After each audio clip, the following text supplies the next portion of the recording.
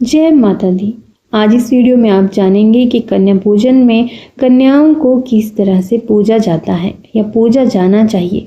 क्या उनको उपहार में देना चाहिए जिससे हमारे घर में सुख समृद्धि सदैव बनी रहे, और कौन से उपाय हमें इस दिन करने चाहिए। कन्या पूजन को शारदीय नवरात्र का बहुत बड़ा हिस्सा माना जाता है। ऐसा कहा जाता है कि इसके बिना कुमारी पूजा अधूरी होती है। यह अनुष्ठान हिंदू संस्कृति में बहुत महत्व भी रखता है और नवरात्रि के 8वें या 9वें दिन इसे मनाया जाता है पूरी भक्ति भाव के साथ। इस साल कन्या पूजन 11 अक्टूबर को किया जाएगा। 9वीं और अष्टमी दोनों दिनों का ही नवरात्रि माता दुर्गा की उपासना का प्रमुख त्योहार है, जिसमें 9 दिनों तक शक्ति की उपासना की जाती है। इस दौरान अलग अलग विधियों से माता को प्रसन्न करने का हम लोग प्रयास करते हैं। नवरात्रि के 8वें और 9वें दिन विशेष रूप से कन्या पूजन का विधान है। यह दिन महागौरी और मां सिद्धिदात्री की उपासना का होता है, जिन्हें सौंदर्य, सुख और समृद्धि का प्रतीक माना जाता है। जीवन में आने वाली कठिनाइयों का यह समाधान भी करता है और हर कार्य में सफलता भी प्राप्त होती है। इस दौरान मां दुर्गा के 9 रूपों की पूजा के साथ साथ कन्या पूजन किया जाता है। मान्यता है कि कन्या जीवाने से जीवन में भय, विघ्न और शत्रुओं का नाश होता है और समाज में भी नारी शक्ति को सम्मान मिलता है। धार्मिक ग्रंथों के अनुसार कन्याओं में मां दुर्गा का वास माना जाता है। उनको भोजन कराने से शास्त्रों के अनुसार माँ देवी प्रसन्न होती हैं।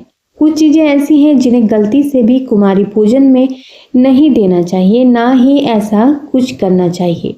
तो आइए जानते हैं कन्या पूजन। अक्टूबर को सप्तमी और अष्टमी एक ही दिन है, परंतु शास्त्रों के अनुसार जब भी कभी सप्तमी अष्टमी एक दिन हो तो दुर्गाष्टमी का व्रत नहीं रखना चाहिए। ऐसा करना उचित नहीं है। ऐसे में अष्टमी नवमी एक दिन मनाई जा रही है, तो 11 अक्टूबर 2024 को अष्टमी और नवमी एक ही दिन मनाई जाएंगी।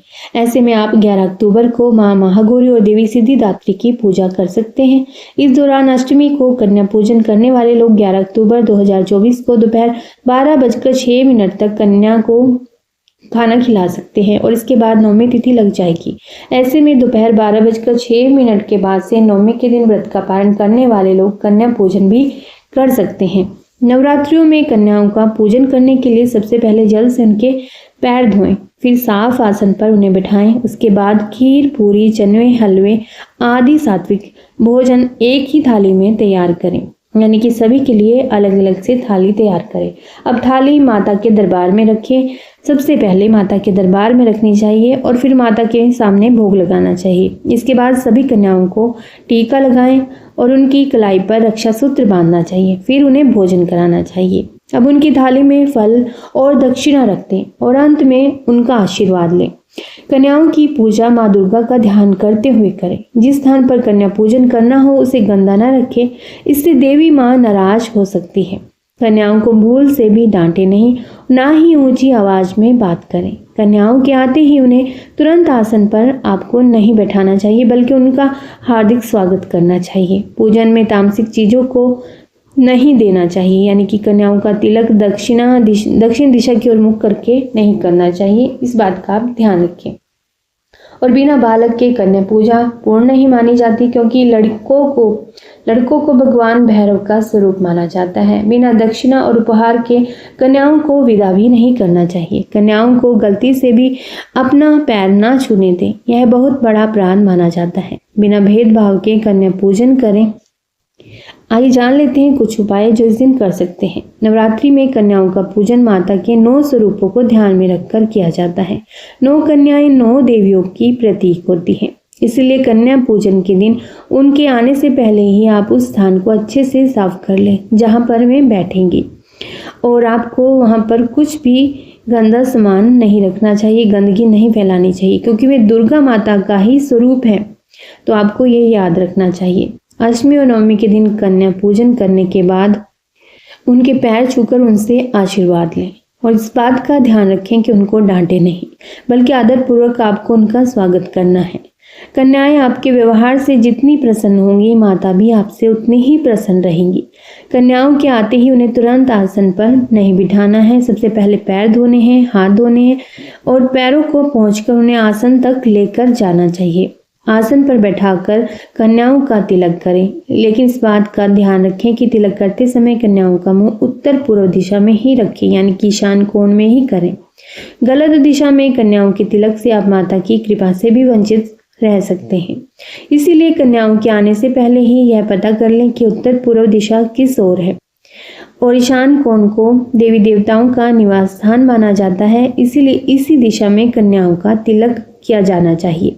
और यदि आप कन्या के साथ एक बालक को पूजा में नहीं बुलाते तो आपकी पूजा अधूरी रह सकती है। इसीलिए पूजा में 9 कन्याओं के साथ एक बालक को भी आप अवश्य बुलाएं। बालक को भैरव का रूप कहा जाता है। भोजन के बाद अगर आप समर्थ के अनुसार कन्याओं को दक्षिणा नहीं देते तो कन्या पूजा अधूरी रह जाती है। इसीलिए कन्या पूजा के बाद आपको अपनी सामर्थ्य के अनुसार दक्षिणा भी कन्याओं के हाथ में अवश्य रखनी चाहिए। कन्या पूजन में कन्याओं के पैर छूकर आशीर्वाद लिया जाता है।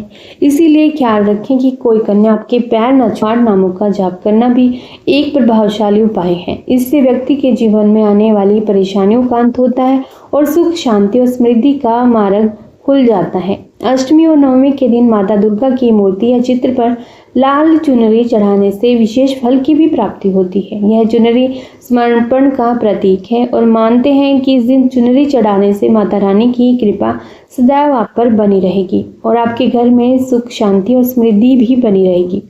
अष्टमी के दिन संध्या काल में देवी दुर्गा की आरती करें और घर के मुख्य द्वार पर घी का दिया जरूर जला लें। ऐसा करने से न केवल घर में सकारात्मक ऊर्जा का प्रवाह होता है, बल्कि माता रानी की कृपा भी प्राप्त होती है। माना जाता है कि दीप प्रज्वलन से घर के वातावरण में शांति और समृद्धि आती है और बुरी शक्तियों का नाश होता है। कई लोगों के यहाँ सप्तमी, अष्टमी या नवमी के दिन व्रत का समापन होता है, तब अंतिम दिन हवन किया जाता है। अष्टमी के दिन हवन करना शुभ होता है। जब व्रत के समापन पर उद्यापन किया जाता है तब कन्या भोज कराया जाता है। अष्टमी पर 9 कन्याओं को भोजन कराने के बाद छोटी कन्याओं को छोटे छोटे पर्स में दक्षिणा रखकर लाल रंग के किसी भी गिफ्ट के साथ भेंट करें।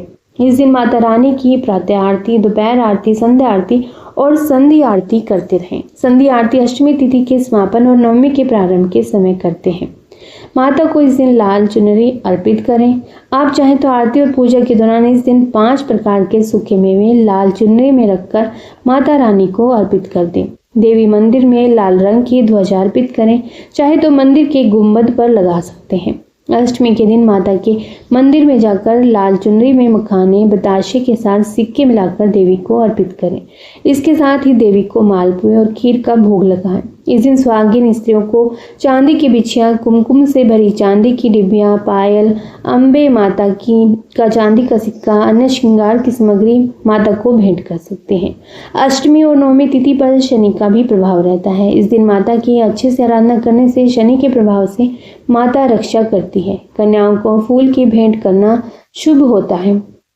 साथ में कोई एक श्रृंगार सामग्री अवश्य दें। अगर आप मां सरस्वती को प्रसन्न करना चाहते हैं तो श्वेत फूल अर्पित करें। अगर आपके दिल में कोई भौतिक कामना है तो लाल पुष्प देकर इन्हें खुश करें, जैसे कि गुलाब, चंपा आदि, या फिर गुड़हल का फूल देकर कन्याओं का पूजन करें। यह फल फूल भी सांसारिक कामना के लिए लाल अथवा पीला और वैराग्य की प्राप्ति के लिए फलों में केला या श्रीफल भी दे सकते हैं। याद रखें कि इस दिन खट्टे फल कन्याओं को बिल्कुल भी ना दें। नवरात्रि की अष्टमी सबसे पवित्र मानी जाती है। इस दिन अगर कन्या का अपने हाथों से श्रृंगार किया जाए तो देवी विशेष आशीर्वाद भी देती है। और कन्या के पैर दूध और जल से अगर आप धो दें तो कहने ही क्या, पैरों पर अक्षत, फूल और कुमकुम भी लगा दें। ये अथक समर्थ है, पूजा करने का भाव है यदि आप ऐसा कर सकते हैं। और कन्या पूजन में दक्षिणा जरूर दें। मिठाई बना सकते हैं तो मिठाई दें। अगर हाथ की बनी खीर, हलवा, केसर या चावल बनाकर खिलाया जाए तो देवी प्रसन्न होती है। यदि आप महाअष्टमी के दिन किसी दुर्गा मंदिर में जाकर 8 सफेद कमल के फूल माता को अर्पित करते हैं तो आपकी सभी मनोकामनाएं माता रानी पूरी करती है। दुर्गाष्टमी के दिन माता के किसी मंदिर में जाकर आप दुर्गा सप्तशती का पाठ करें तो सुख, समृद्धि और यश की आपको प्राप्ति होती है। यह उपाय करके आपकी मनोकामनाएं भी पूरी हो जाती हैं। माता महागौरी को अन्नपूर्णा भी कहा जाता है। नवरात्रि के 8वें दिन श्रद्धापूर्वक इनकी पूजा करने से घर में अन्न की कभी कमी नहीं होती है।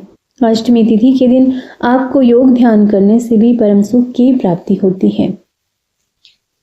आशा करती हूँ आपको इस वीडियो में दी गई जानकारी लाभदायक लगी होगी, तो आप इसे लाइक ज़रूर कीजिएगा और शेयर भी कीजिएगा और कमेंट बॉक्स में जय माता दी ज़रूर लिखिएगा।